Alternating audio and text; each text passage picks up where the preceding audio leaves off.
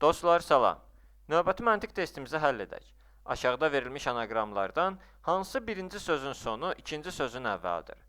Deməli, bizə verilmiş bu söz C və I hərfləri və mötərizənin içərisində 3 nöqtə yerinə hansısa variantdakı 3 hərfdən ibarət sözü qoyandan sonra bu hissədə bir söz əmələ gələcək, hərflərin yerini dəyişərək və sözümüzün ilk 2 hərfi C və I olacaq. Son 3 hərfi isə variantdakı hərflər olacaq. Və digəri isə bir sözdə isə variantdakı hərflər sözümüzün ilk 3 hərfi olacaq və I və C isə sözümüzün son 2 hərfi olacaq.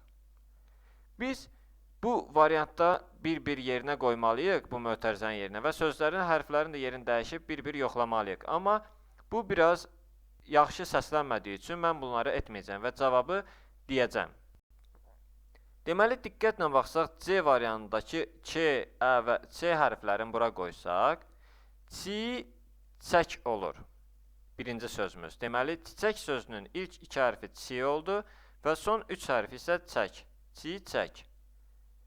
Və digər sözümüzün isə ilk 3 hərfi bizim bu K, Ə və C sözündən ibarət olmalıdır. Deməli, diqqətlə baxsaq, çəkic sözü yaranır ikinci sözümüz. Və gördüyümüz kimi, çəkic sözünün də ilk 3 hərfi bizim C variantımızdakı hərflər oldu. Son 2 hərfi isə I və C oldu. Və düzgün cavabımız C variantı oldu. Dostlar, testlə bağlı hər hansı suallarınız olarsa, yorumlarda yazın, tezliklə cavablandıracağım. Videomuzu bəyənməyi və YouTube kanalımıza abunə olmağı unutmayın.